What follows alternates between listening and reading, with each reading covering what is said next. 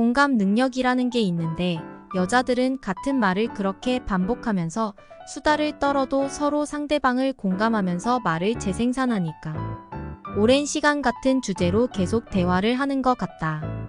회사 생활을 하면서 나는 단출한 모델을 추구해왔다. 직원들이 보고를 하면서 앞이 어떻고 뒤가 어때서 이렇고 저렇고 많은 얘기를 하고 나서 결론을 얘기하는데 시간 낭비가 심해서 나는 언제나 결론이 뭐냐고 물어봤다. 그 결론에 문제가 있거나 내 생각이 다르면 물어보고 다른 것에 대한 얘기를 해주고 다시 정리하라고 업무 지시를 하던 그 습관이 어디 가는 건 아니다. 그런 면에서 보면 나는 사람들과 대화를 하면서 그들의 주장에 공감을 해주는 능력이 떨어진다.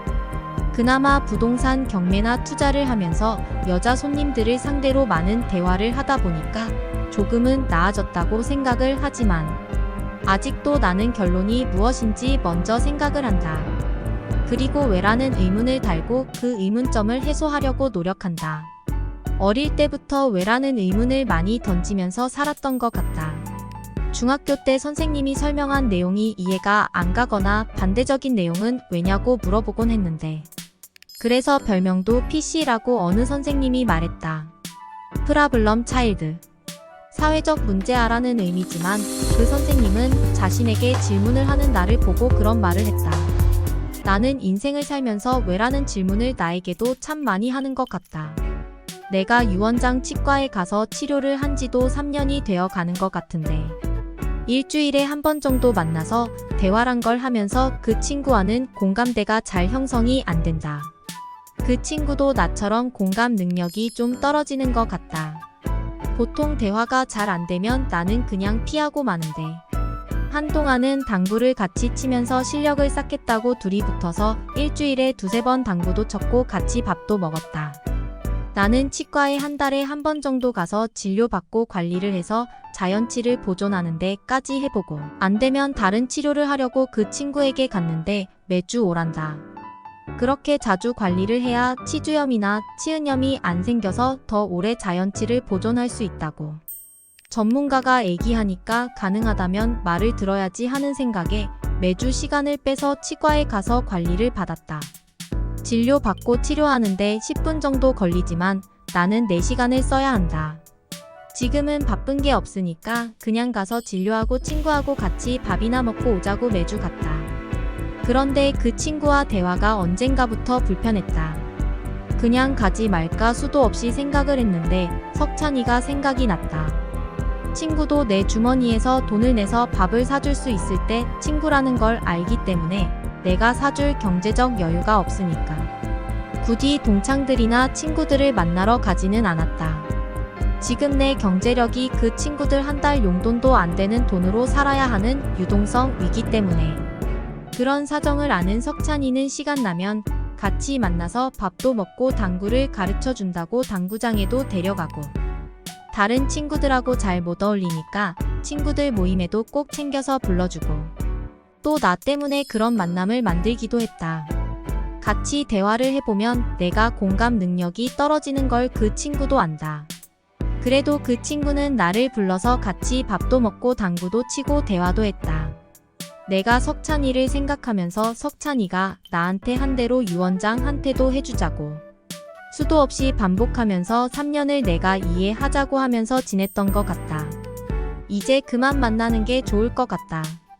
둘이 공통된 얘기가 없고 서로 공감도 못한다. 유원장이 꺼내는 주제에 맞춰서 얘기를 하려고 해도 대화가 안 된다. 대화 중에 내가 다른 주제를 꺼내면 나한테 왜 그 얘기를 하느냐고 묻는다. 자기가 얘기하는 대화 주제에 자기가 얘기하는 내용을 들으라고 하는데 병원에서 치료를 받다 보면 치료 중에 간호조무사한테 이런저런 얘기를 하던데 그런 얘기를 하는 건 간호조무사한테나 하는 거지 친구끼리 하는 대화가 아니다. 근래 들어서 내가 무슨 말을 해도 다 이상하게 받아들여서 말을 안 하려고 해도 또 주제를 꺼내서 얘기하면 그나마 그 내용이 맞으면 들어주겠지만 내가 아는 내용과 다른데도 그냥 들어주기는 그래서 한마디 하면 또 이상하게 몰아간다. 얘기를 안 하는 게 오해를 사지 않는 제일 좋은 방법이고 안 만나는 게 상책이다. 그러면 오해를 받을 이유가 없다. 자기가 아는 내용대로 자기가 원하는 답을 해달라는 사람들과 대화라는 건 어렵다. 상대에게 물었을 때는 상대의 의견을 들으려는 것인데, 자기가 원하는 답을 달라고 떼를 쓰는 수많은 부동산 상담자들을 보면서 그런 애기해주는 사람한테 가라고 한 거와 같다. 내 의견을 물으면 애기해주지만 내 의견을 묻는 게 아니라, 자기가 원하는 답을 달라고 할 거면 내가 왜 거기 답을 해줘야 하는지 이해가 안 간다. 내 유익을 위해서 남에게 해를 끼치면 도둑질이라는 성경 구절이 있다. 내가 수수료 받겠다고 그 사람이 손해를 보는 걸 방치한다면 내가 도둑놈이 되는 거다. 차라리 그런 수익은 안 버는 게 낫다. 밤에 잠이 안 와서 밤을 새운 지 벌써 2주가 되어 간다. 아침에 알람이 울고 잠에서 깨어나야 하는 시간에 밀려오는 잠을 자고, 오후에 잠이 깨면 다시 밤에 잠을 못 자는 일이 반복이 된다.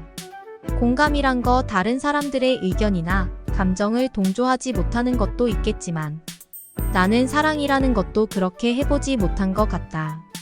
가슴이 미어지게 아픈 사랑을 해본 적이 없는 것 같다. 항상 의무감으로 살아왔던 건가 보다.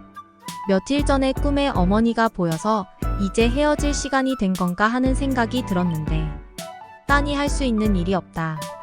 TV도 고장이 나서 못 본 지 오래됐는데 컴퓨터로 유튜브란 걸 보게 되었는데, 이거 저거 보다가 보니까 어쩌다 드라마가 나오는 걸 보게 됐다. 드라마란 게 지루해서 잘 안 보는데 어쩌다 단편적으로 보는 내용으로 보면 내가 저런 거와 비슷하게 살아본 적이 없는 것 같다. 그래서 공감이란 걸 못한다는 걸 안다. 한류 드라마나 K-팝에 열광하는 사람들 반응에 대한 반응을 보면서 왜 저런지 이해도 못하고 공감도 못한다. 그래서 내가 감정이 메마른 사람인가 보다. 야구장이나 축구장에 가서 또 2002년 월드컵 중계를 보면서 열광하던 사람들의 감정을 공감하지 못했다. 이런 내가 연애나 사랑이란 걸 해본 적이 있다고 생각을 못하겠다.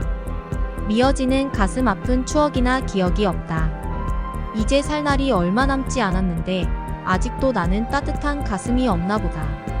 그렇다고 계산적이지도 못하면서 이런 건 무슨 의미일까? 이러는 게 눈치가 없다는 것과 같은 걸까? 내 생각과 행동이 다른 사람에게 어떤 영향을 미칠까? 라는 생각은 별로 안 해본 것 같다. 이게 우리 사회에서 애기하는 남을 위한 배려인데? 대인관계에서 늘 이런 점을 고려한다면 배려 있고 사려 깊은 행동일 것이다. 하지만 배려의 차원을 넘어 눈치를 본다면 이는 자신의 행복을 뒷전으로 미루는 일이라고 본다. 우리나라 사람들은 자신보다는 남이나 우리라는 소그룹을 먼저 생각하는 경향이 많아서 그렇다는데 그걸 눈치라고 한다. 그래서 회사에서나 집에서나 친구들 사이에서도 그런 걸로 고민을 많이 하는 사람들을 본다. 얍삭 빠르게 잘하면 눈치가 있고 처신도 잘한다고들 하지만 나는 좀 생각이 다르다. 자기 자신을 제외하고 다른 사람을 지나치게 의식하는 행동은 자신에게 가하는 고통일 뿐이다.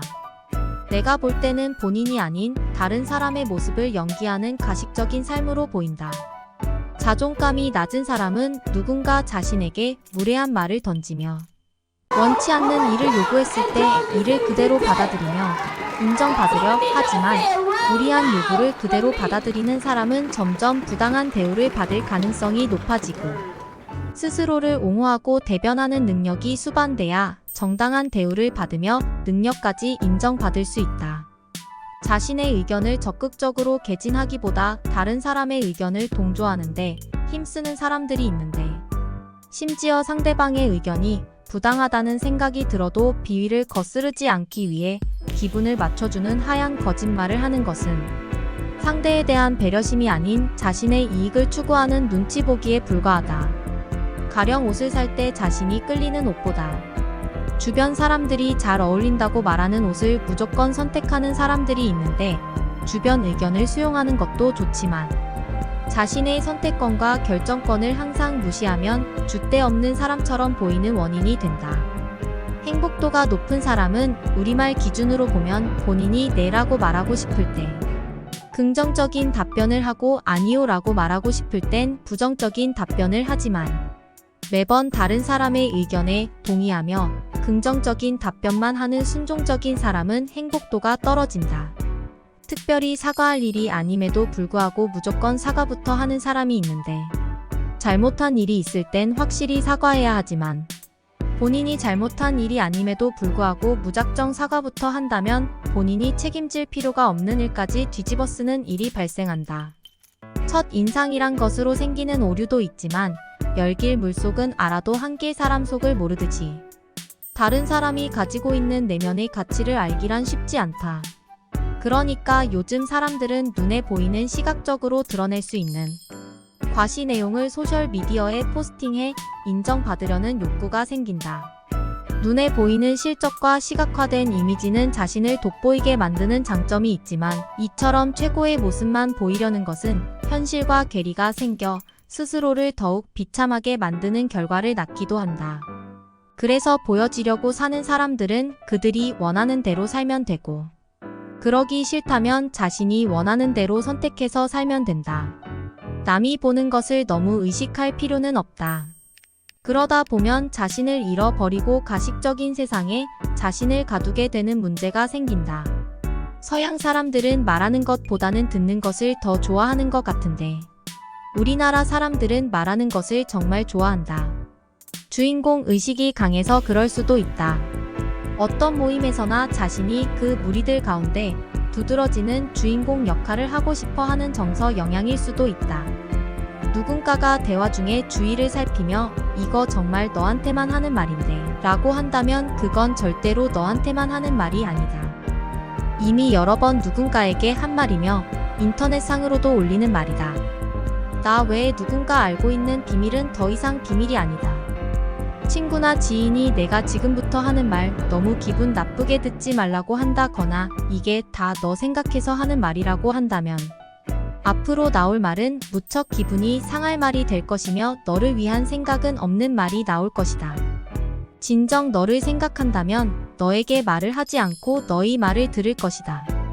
만약 남자친구나 남편이 여자친구나 아내에게 자신이 하고 싶은 걸 하고 싶다 거나 뭘 사고 싶다고 말을 했을 때 네 마음대로 해 라는 답을 듣게 된다면 아직 인생의 진짜 쓰라림을 맛보지 못한 초보 남자들은 쾌재를 부르면 좋아하겠지만 이미 여러 번 이런 상황을 반복해서 죽을 고비를 여러 번 넘기며 경험한 베테랑 남자들은 등에 식은 땀이 흐르며 절대 하면 안 된다는 것을 안다.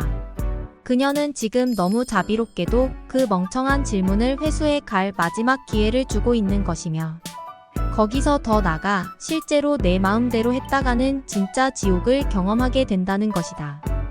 여자들이 사용하는 말은 복선을 깔고 있는 암호와 같아서 보이고 들리는 대로 공감을 한다면 공감이 아니라 지옥이 되는 것이다.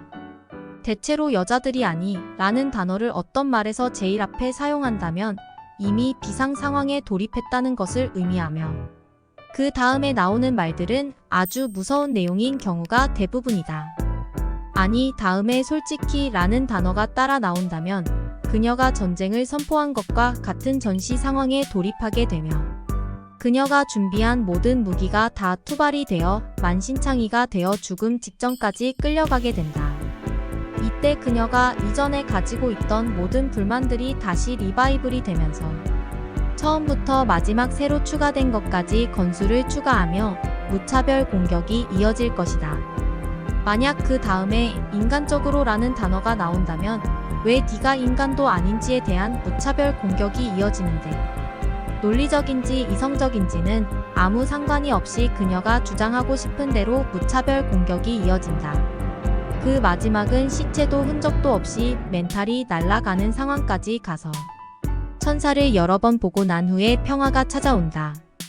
만약에 그녀가 야로 끝나는 문장을 사용했다면 세상의 종말이 올 것을 예견하는 것이다. 보통은 니로 끝난다면 아직까지는 죽일 생각은 없다는 의미로 이해해도 되겠지만 어느 순간부터 야로 끝나는 문장을 사용한다면 이제는 말로 대화를 하는 것이 아니라 몸으로 대화를 하겠다는 의미이며 폭력이 난무하게 된다. 그래서 미리 공감을 하고 상대의 의중을 읽어낸다는 것은 중요하며 목숨을 부지하기 위해서 가능하다면 싸움은 피하는 것이 상책이며 한국 여자들의 말에 공감을 못하더라도 공감하는 척이라도 해야 하며 알아듣지 못했더라도 알았다고 하는 것이 상책이다. 그래서 그녀가 무언가 물어본다면 반드시 2번 말을 하며 확인을 해야 한다.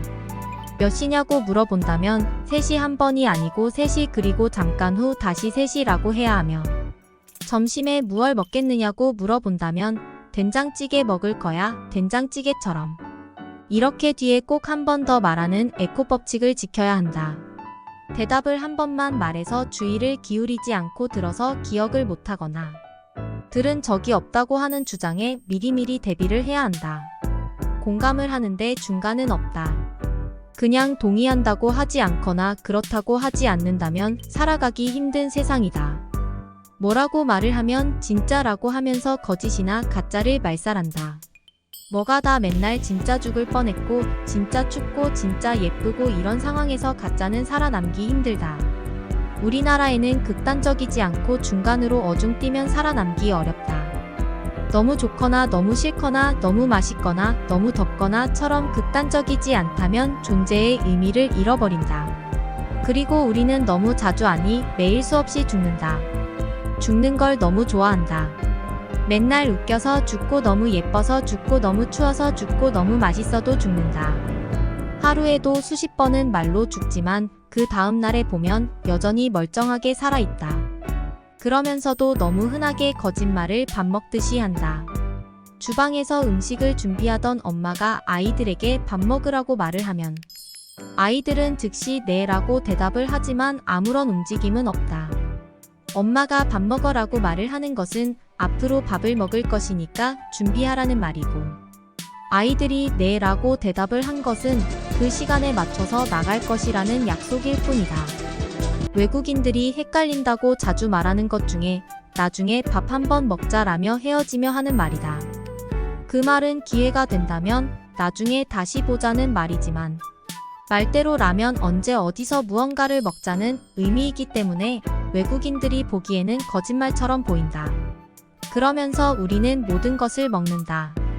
식인종도 아닌데 친구를 먹고 뭘 하기 전에는 마음도 먹고 뒤로는 뇌물도 잘 먹고 힘이 들면 애를 먹기도 한다.